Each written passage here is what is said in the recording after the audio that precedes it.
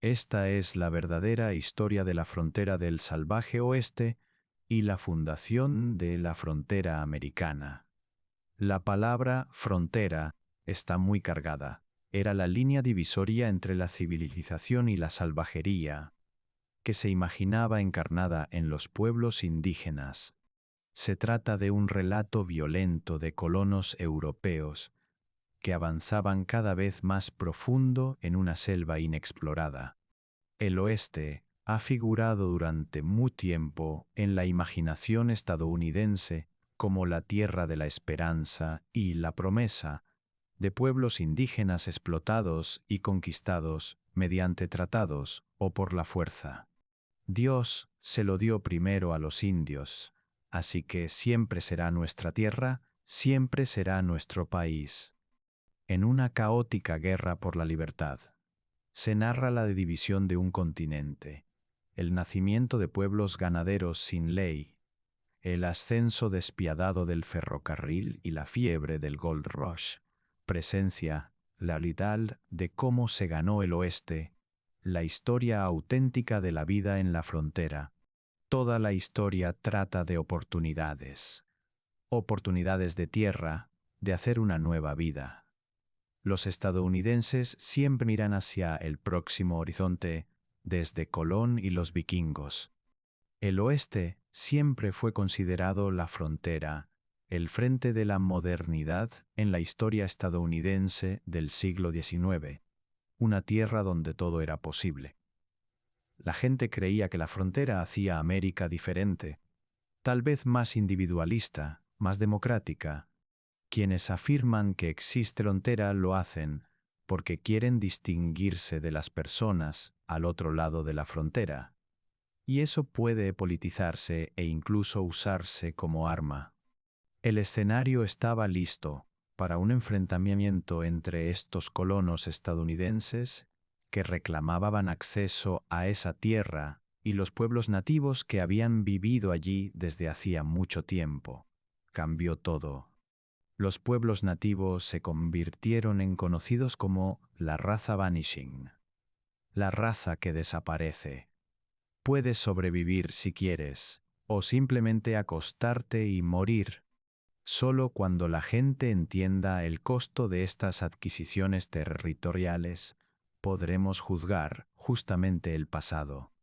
Américo Vespucio fue el primer europeo en sugerir que la masa terrestre descubierta por Cristóbal Colón podría ser un continente propio. Un mapa dibujado en 1507 marca audaz descubrimiento, tomando un derivado del nombre del explorador, América. Los británicos comenzaron a llegar en pequeños grupos a principios del siglo XVII. Establecieron colonias en Virginia y luego en lo que hoy es Massachusetts, pero básicamente se mantuvieron pegados a la costa este durante décadas. Les resultó muy difícil avanzar, porque los pueblos nativos de lo que sería Nueva Inglaterra y Virginia eran poderosos, numerosos, y no estaban dispuestos a entregar su tierra a estos recién llegados colonos ingleses. Había 13 colonias en el continente de Norteamérica, todas controladas por los británicos. Eran entidades políticas independientes gobernadas por la corona. Al mirar cómo se definía la tierra abarcada por las colonias, la mayoría no tenía límites occidentales escritos en sus cartas, así que la idea era que la colonia podía expandirse hacia el oeste indefinidamente. Las 13 colonias querían expandirse y comenzaron a entrar en áreas que no debían. Por eso, el gobierno británico introdujo la Proclamación de 1763, estableciendo una línea a lo largo de la cresta de las montañas Apalaches, un límite temporal que separaba a los colonos de las nativas americanas. Los colonos debían quedarse al este, junto a la costa atlántica. Sin embargo, esto no impidió que una oleada de colonos blancos cruzara la línea de proclamación, invadiendo tierras nativas en busca de sus recursos naturales. Había tramperos de pieles, comerciantes de pieles, gente que podía ganarse la vida cazando y quería vivir en la naturaleza lejos de la sociedad, o mountain men, figuras irresistentes, sin miedo a los innumerables peligros de esta hostil selva. Construyeron relaciones pacíficas con tribus locales, estableciendo rutas comerciales vitales que durarían décadas. La mayoría de los mountain men formaban alianzas con una tribu en cuya tierra cazaban pieles, creando relaciones duraderas. Pero era una vida aislada. Los cazadores estadounidenses alimentaban el insaciable deseo europeo de pieles, especialmente sombreros hechos de piel de castor, aunque prácticamente cualquier animal salvaje con piel podía amarse, desollarse y venderse por una buena ganancia. Así floreció la industria del comercio de pieles, con mercado principal en Europa y Asia. Abrigos de piel, sombreros, botas y guantes con piel. Era extremadamente rentable. Los comerciantes y tramperos estadounidenses competían ferozmente entre sí. Era un efecto tragedia de los comunes en el comercio de pieles. Cada individuo quería asegurar la mayor cantidad posible de pieles de castor, sabiendo que si no lo hacía, su rival lo haría. Con el tiempo, redujeron drásticamente la población de castores en Norteamérica. Junto a los comerciantes llegaron los homesteaders, dispuestos a avanzar más en tierras nativas, con sueños de asentarse permanentemente y construir comunidades a pesar de las directrices oficiales británicas. Esta fue una de las razones principales por las que los colonos estadounidenses se rebelaron contra los británicos. Querían seguir tomando la tierra y los recursos de los pueblos nativos. Siempre hablamos de impuestos y pero gran parte fue el acceso a tierras indígenas, lo que desencadenó la Revolución Americana. Los primeros disparos de la Guerra de Independencia Americana se dispararon en abril de 1775, bajo el mando de George Washington. Una milicia improvisada chocó contra el poder militar del Imperio Británico. Los pueblos indígenas se dieron cuenta de que los nuevos Estados Unidos serían un gran peligro para ellos y se dedicaron a intentar detenerlo.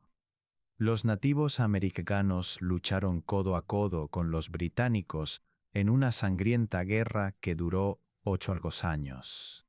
Tras una aplastante derrota, los representantes del rey Jorge firmaron finalmente un tratado de paz. Las 13 colonias de Gran Bretaña se convirtieron en los Estados Unidos de América. Se ganó la independencia, pero no para todos. Los 13 Estados Unidos de América se consagraron por ley como nación soberana independiente.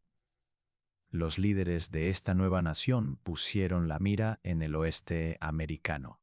Eran 13 colonias que se convirtieron en 13 estados. Algunos reclamaban vastos dominios más allá de los Apalaches. Gradualmente, los estados cedieron esas reclamaciones para crear nuevos estados de esa tierra. Estados Unidos buscaba distanciarse del precedente colonial británico. Quería expandirse hacia el oeste, no con colonias, sino creando estados coiguales. El Congreso decidió cualquier territorio designado que alcanzara un umbral de población podía solicitar la condición de Estado y entrar en la Unión como miembro coigual con todos los derechos de los 13 originales. Votó en leyes del Congreso, 2 senadores y representantes en la Cámara. La historia típica de Estados Unidos se cuenta desde el punto de vista de las 13 colonias, pero en realidad era una nación dedicada en gran medida a la expansión occidental. Washington, además de general, era un importante especulador de tierras en el oeste. El liderazgo y la gente común estaban interesados en la expansión. La revolución dejó una controversia no resuelta sobre el oeste, tierras al oeste de los Apalaches. En el Tratado de Paz de 1683, Gran Bretaña cedió tierras nativas a Estados Unidos, aunque si tenían derecho a hacerlo era una pregunta abierta. Hay que tener cuidado al dibujar fronteras prematuramente. Los mapas suelen mostrar la expansión de la frontera estadounidense donde los tratados europeos la colocan, ignorando la realidad en el terreno. Un mapa realista de Norteamérica en 1776 mostraría la mayor parte ocupada por naciones indígenas, con pequeños puntos de colonial entre océanos de pueblos indígenas. Los mapas revelan mucho, pero también distorsionan y borran historia. La gran pregunta política era quién ejercería jurisdicción sobre qué partes de Norteamérica. No era claro porque la densidad poblacional era baja y los imperios eran líneas en un mapa, reclamaban vastos territorios dominados por nativos. El escenario estaba listo para un enfrentamiento entre colonos estadounidenses y nativos que habían vivido allí desde siempre. Muchos de los que llegaron en barcos eran lo peor de sus países. Ladrones, forajidos. Nosotros los esperábamos con brazos abiertos, compartiendo comida y enseñándoles a plantar, y luego nos aprovecharon. Norteamérica, antes de los europeos, era culturalmente muy diversa, lingüísticamente compleja, con manipulación ambiental, climas controladas, agricultura, irrigación, que a menudo se olvida. El peligro de la noción de frontera es pensar que el lado indígena era estático y el estadounidense dinámico. Pero todo cambiaba rápidamente en ambos lados. El caballo se extendió por las grandes llanuras a finales del siglo XVIII, transformando comunidades indígenas, aumentaron poblaciones, cazaban búfalos a gran escala. Los nativos intercambiaban pieles, cuentas, comida y conocimiento por herramientas introducidas por colonos. Se establecieron puestos avanzados y economías locales. Estados Unidos crecía. Cambios serios estaban en marcha, impulsados no solo por potencias políticas de la costa este, sino por Napoleón Bonaparte. El francés había soñado con un imperio del Nuevo Mundo desde el Caribe hasta el corazón de Norteamérica, pero tras su derrota en Haití, reevaluó sus ambiciones. La historia del oeste americano comienza realmente con una rebelión de esclavos en el Caribe. En la colonia francesa de Saint-Domingue, que se convirtió en la República Independiente de Haití. Los esclavizados, liderados por Toussaint Louverture, derrocaron a los esclavistas franceses y crearon una república negra en 1874. Napoleón abandonó la idea de imperio en el Nuevo Mundo y vendió un vasto territorio en Norteamérica.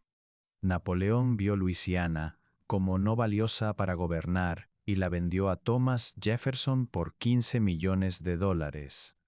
Jefferson, creador de su partido político, los republicanos jeffersonianos, tenía una visión agraria y expansionista. Vivía en una plantación con esclavos y creía que la forma ética de vivir era trabajar la tierra uno mismo o forzar a otros a hacerlo. Desconfiaba de las ciudades, llagas en el cuerpo político. Su idea de libertad era hombres independientes con sus granjas familiares. Apoyaba añadir más tierra para que más hombres tuvieran granjas. Intentó comprar Nueva Orleans y Florida Occidental, pero Napoleón ofreció todo Luisiana. Jefferson quedó asombrado. Duplicó el tamaño de la noche a la mañana. La compra de Luisiana desbloqueó oportunidades de ingresos para el gobierno federal mediante venta de tierras. Comenzaba donde el Mississippi desemboca en el Golfo y se extendía al oeste. sin saber exactamente dónde terminaba. 818.000 millas cuadradas de terreno inexplorado, habitado mayormente por nativos. Los mapas borran las naciones indígenas y pretenden que EU duplicó su tamaño, pero el control costó compras, coerción o conquista de pueblos indígenas. Lo que impedía el imperio imaginado de Jefferson eran los nativos, que en el siglo XIX temprano tenían la ventaja en la mayor parte del continente. La pregunta de las décadas siguientes sería quién controlaría esa tierra. Jefferson esperaba que agricultores blancos se extendieran gradualmente y convirtieran IEU en una utopía de pequeños jeros. El imperio de la libertad nunca existió como él soñaba. Rápidamente se convirtió en un imperio de esclavitud. Tras la compra, la migración involuntaria de africanos esclavizados aró a la voluntaria europea. El trabajo esclavo era esencial para la colonización. Las altas tasas de mortalidad requerían millones más. La esclavitud no era solo sureña, era legal y motor de desarrollo en toda Norteamérica, incluso Nueva Inglaterra. Se estima que más de 12 millones de africanos fueron enviados al Nuevo Mundo. 2 millones no sobrevivieron el cruce atlántico. La sociedad estadounidense era una sociedad esclavista. Había una idea euroamericana de que si no usaba la tierra plantar, talar, minar, se desperdiciaba. Preocupaba que otra potencia imperial la tomara, que no se desbloqueara su potencial. Una de las mayores logros de Jefferson fue adquirir Luisiana a 3 centavos por acre. Para retener control, encargó explorarla y mapearla. Jefferson financió una gran expedición de vigilancia. La compra llegaba hasta las Rocosas. Explorar el país de Oregón, entre Luisiana y el Pacífico, podría dar reclamos.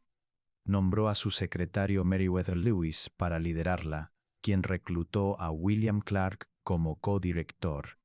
En 1804, los estadounidenses no sabían bien qué había allá. Muchos mapas del siglo XII mostraban California como isla.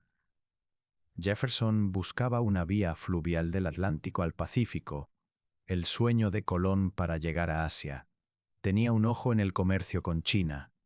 El 14 de mayo de 1804, Lewis y Clark partieron de Camden de Mois, cerca de St. Louis, Missouri.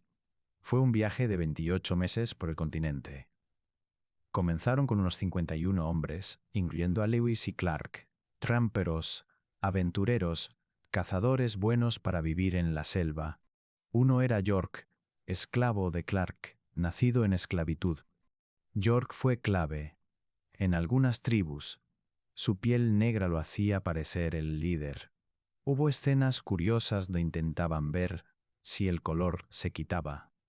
Era un gran cazador y trabajador físico cargar barcos, llevar cargas. Subieron el río Missouri contra la corriente con un keelboat pesado, tirado con cuerdas desde la orilla. Fue un verano duro, calor, insectos fuertes. Muchos abandonaron, uno murió de apendicitis. Quedaron 34, luego sumaron 3, incluyendo al trambrero francés Toussaint Charbonneau, casado con Sacagawea, una nativa Shoshone capturada de niña y vendida. Tenía un bebé pequeño, Jean-Baptiste. A los 18 meses, agotados y con suministros bajos, continuaron. Cuando un barco volcó, Sacagawea salía a los instrumentos científicos mientras cuidaba a su bebé. En Montana Oriental, encontraron nativos a caballo. Resultó ser el hermano de Sacagawea. Ella reunió a su familia y convenció a su pueblo de vender caballos, algo que no gustaban dar. Sacagawea tuvo un rol especial. Hay más estatuas de ella que de cualquier otra mujer estadounidense. Lewis y Clark descubrieron más de 100 especies de plantas y animales. Mantuvieron diariados con dibujos y mapas. En noviembre de 1805 avistaron el Pacífico. Clark talló su nombre en un árbol para marcar la ocupación estadounidense. Acamparon hasta la primavera y regresaron por ruta similar. Nadie murió, salvo el de apendicitis. Lograron casi todo. Clark se enriqueció en el comercio de pieles y fue gobernador territorial de Missouri. Lewis murió el 809, posiblemente suicidio o asesinato. 5 años después se publicaron sus hallazgos. York siguió esclavo varios años más. Clark no lo liberó. La expedición fijó el oeste en la imaginación estadounidense.